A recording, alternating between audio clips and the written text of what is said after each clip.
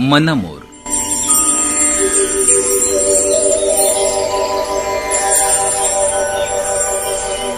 लेखिका आणि संवादिका डॉक्टर वीणा पवार.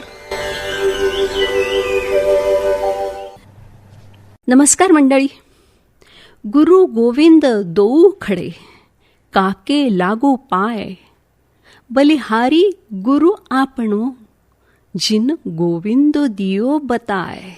हा संत कबीरांचा दोहा कुणाला माहीत नाही असं होणारच नाही.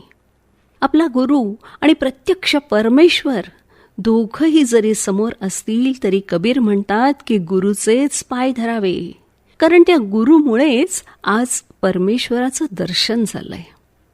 पार परमेश्वरापेक्षाही गुरुला श्रेष्ठत्व दिलंय संत कबीरांनी. असं म्हणतात, माणूस आयुष्यभर विद्यार्थीच असतो. खरं आहे ना? येणारा प्रत्येक नवीन क्षण आपल्या आयुष्यात काहीतरी नवीन अनुभव देतो आणि आपण अनुभवातूनच शिकत जातो. मग त्यावेळी आपला गुरु निसर्ग, प्राणी कोणीही असू शकतो. हवामानातल्या बदलाचा अंदाज प्राण्यांना आपल्यापेक्षा आधी येतो. कधी प्रवासात झाडावरचं कावळ्याचं घरटं पाहिलं? काळ्या कोड्यांचं असतं. ज्या वर्षी पाऊस कमी पडणार असतो तेव्हा ही घरटी अगदी उंच बांधली जातात, तर पाऊस जास्त पडणार असला की कावळ्याची घरटी झाडाच्या जरा मधल्या भागात बांधली जातात. इतकंच नाही तर साधी मुंगी सुद्धा आपल्याला शिकवून जाते. तोंडात पांढरी अंटी घेऊन धावणाऱ्या मुंग्यांची रांग दिसली की हमखास पाऊस येणारच. मंडळी, आपल्या जीवनात तर आई आपला पहिला गुरु असते. गुरु शिष्याची गरज ओळखून त्याप्रमाणे त्याला ज्ञान देतो. आई किती परीने आपली काळजी घेते. भूक लागलेली असते आपल्या पोटाला, पण आपल्या भुकेची काळजी आईला. आपलं बाळ नीट वाढलं पाहिजे, त्याच्यावर चांगले संस्कार व्हावेत, यासाठी वेळ पडलं तर धपाटेही घालते आणि परत माझ्या बाळाला लागलं ग म्हणून औषधही लावते. तीच एक सुंदर मराठी गाणं तुम्ही ऐकलं असेल. आई सारखे दैवत साऱ्या जगतावर नाही, म्हणून श्रीकाराच्या नंतर शिकणे आई. शाळेतला शिक्षक तर वंदनीय असतोच. आपलं बालपण, आपल्या स्वभावाचे कंगोरे शिक्षक पार घासून शिक्षा करून घालवतात. नवनवीन ज्ञान देऊन आपल्या अभ्यासाचा पाया पक्का करून जगाच्या विद्यापीठात वावरण्यासाठी पाठवतात. मंडळी, निंदकाचे घर असावे शेजारी असं का म्हणतात?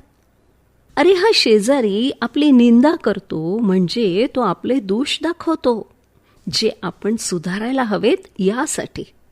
ऑफिसमधला बॉस कामातल्या चुका काढतो म्हणून वैतागतो ना आपण, पण चुका काढतो तर त्याचे आभार मानायला हवेत. चुका दुरुस्त करून आपण त्या बॉसमुळे परफेक्ट होतोय, बिनचूक काम करायला शिकतो. काय मंडळी, आपल्या अवतीभोवती किती आपले गुरु आहेत हे लक्षात येतंय का? साधं एखाद्या दुकानात जाताना आपल्या चपला बाहेर काढायची आठवण तिथला वॉचमन देतो. त्या क्षणी तो शिकवून जातो ना की चपलांना लागलेली रस्त्यावरची धूळ घाण आपण दुकानात घेऊन जाऊ नये. मंडळी, आपल्याला लागलेली चुकीची व्यसनं, सवयी मोडणारे आपले मित्र मैत्रीण पण आपले गुरुच ठरतात. मंडळी, गुरु या शब्दाचा अर्थच खूप सुंदर आहे. गु म्हणजे अंधकार आणि रू म्हणजे प्रकाश. जो कोणी आपल्याला अंधाराकडून प्रकाशाकडे नेतो, अज्ञानापासून ज्ञानाकडे नेतो, तो गुरु.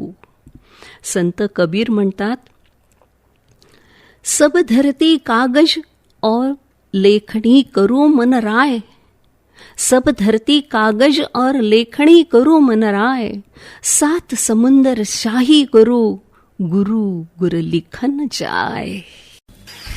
नमस्कार मंडळी, मनमोर कार्यक्रम तुम्हाला सगळ्यांना खूप आवडतोय हे तुमच्या लाईक आणि शेअर्सवरनं मला कळतं आहे.